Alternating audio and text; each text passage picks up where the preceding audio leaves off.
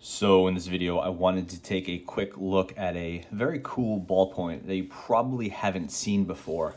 And that's this right here. It's the Twsbi Precision. You probably know about Twsbi from their fountain pens. They have really nice, affordable fountain pens like the Eco. And then they have the all-metal Precision line of fountain pens, which I haven't really gotten into in this channel unless they're a little bit expensive. And I'm not the biggest fan. But I do like this Precision ballpoint a lot. It's not one of the more popular Twsbi pens, but it's definitely pretty cool.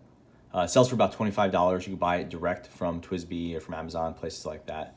And it's a cool design. All metal, has this nice sort of rounded knurling and a couple other interesting features. But generally, it's just a nice, heavy pen that looks cool. And it has some interesting design elements to it. More so in that it's a little bit derivative of other pens, but nothing too bad. So let's jump right into the Twsbi Precision. This pen is a 1.0 millimeter ballpoint. It's also sold as a mechanical pencil, which I don't have. But I picked this up. I've been really enjoying it over the past couple weeks. So full metal body, hexagonal shape with some clear rounding and tapering down here to get to this knurling. And it's a really interesting knurling. It is not like a standard Rotring 600 type knurling. It's more like maybe it was like not knurled as in it wasn't shaved off. It was actually molded like this. It looks more like that to me. Anyway, they did a really nice job with it. And this is one piece from the barrel to the grip. It looks like there's a little seam there, but I don't believe there is. I think that's just the ending of one texture and going to the other. Because the way this pen separates is this tiny little chromed piece, which is metal, screws off. Which is a little bit of an odd choice because, I mean, it's nice that it lets these two be one piece. But then you have this like very fiddly little part that's actually a little bit hard to hold. And you can see that the company needed to use an O-ring to hold it in place, which there's so little there for it to hold on to. There's barely any threading. So that O-ring was probably necessary to keep it locked in. I haven't had too many problems with it loosening up, but I could definitely see this front piece loosening. You lose that in your bag or it falls down somewhere, and this pen is basically garbage at this point. As far as the other external features, again, hexagonal shape. It has a clip that is spring loaded, or I don't know if it's spring loaded, but it's like sprung steel that clamps onto the body of the pen. So I think it could be removed. I haven't gotten into it yet, which usually when you do that, you'll scratch up the pen. Metal button, pretty nice click. It is a nice clip. I think it's really looks good, and you see the Twsbi name and then the little Twsbi logo there. The name is here as well with Precision. So it's kind of a lot of branding. I think this would be a cooler looking pen with no branding on it, but kind of is what it is. I might twist this so that the clip covers up the logo, but again, I don't want to scratch this up potentially. And it's on there pretty well. So while I'm pretty sure it does come off, I kind of don't want to experiment. So if this is steel and this is not steel, maybe aluminum, it's hard to tell what it is. The steel will definitely scratch it up. So anyway, nice click. It is sprung, so you can't really tell if it's loaded or not, but has a nice feel, and there's definitely no rattle or shake or anything like that. It is a nice Precision made pen. At the front, you can see it has a squared off barrel. We've seen some pens that look like this from before, from Odo and a few other ones. I think it's a pretty good look, but maybe it's not as cool looking as a taper.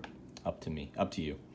When you click it, I will note that the refill goes out more than I would have expected. It just kind of sticks out a lot. I think that's just the design. I haven't made any tweaks to this.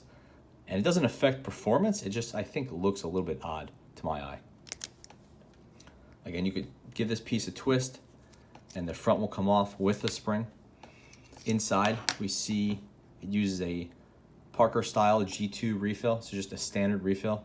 I happen to have this Faber in here.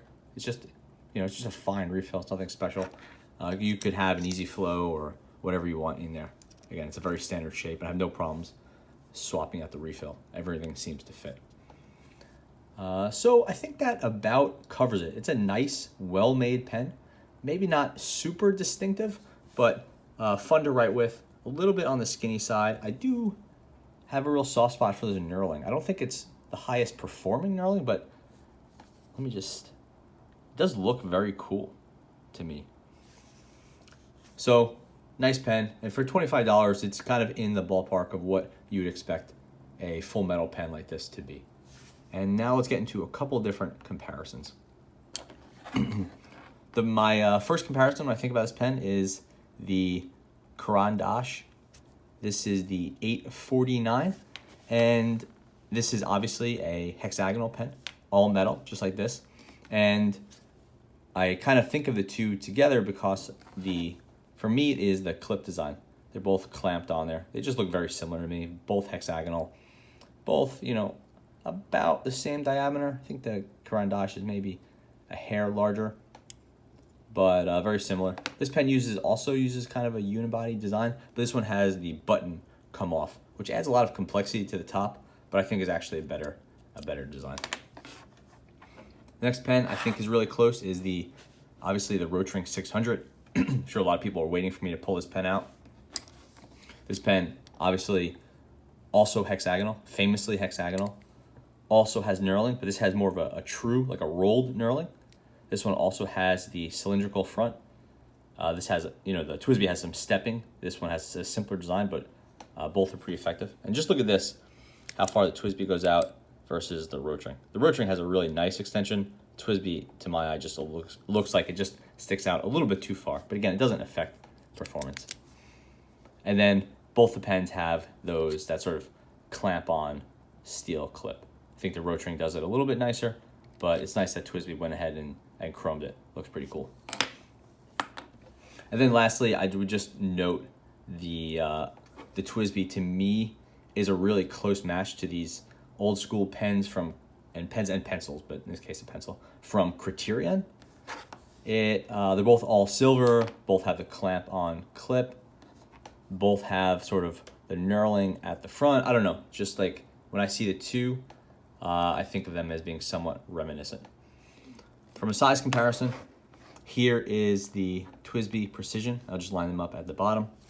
Here is the Rotring 600. So I would say just about identical in size, which is probably not a coincidence. I think, Twsbi probably was at least inspired by the Rotring in somehow. And then here's the 849, which is definitely a smaller pen. But if you look at the Twsbi versus the Rotring, you can see the fronts are very similar. The knurling is very similar, almost the same length as well. Diameter is very similar. Both have hexagonal bodies. Both have clamp-on clips, and then both have nice metal buttons that are sprung load, so it doesn't sit down when it's pushed. You can see they're extended. It doesn't sit. It has a secondary spring to keep everything really nice and feeling tight with no shakes. So very similar pens. The Rotring will typically be cheaper since you could find this on sale, and on Amazon there's a lot of price fluctuation, where this pen, the Twsbi, will pretty much always be $25. The Rotring has hit some pretty nice sales over the years. So yeah, that is the Twsbi Precision.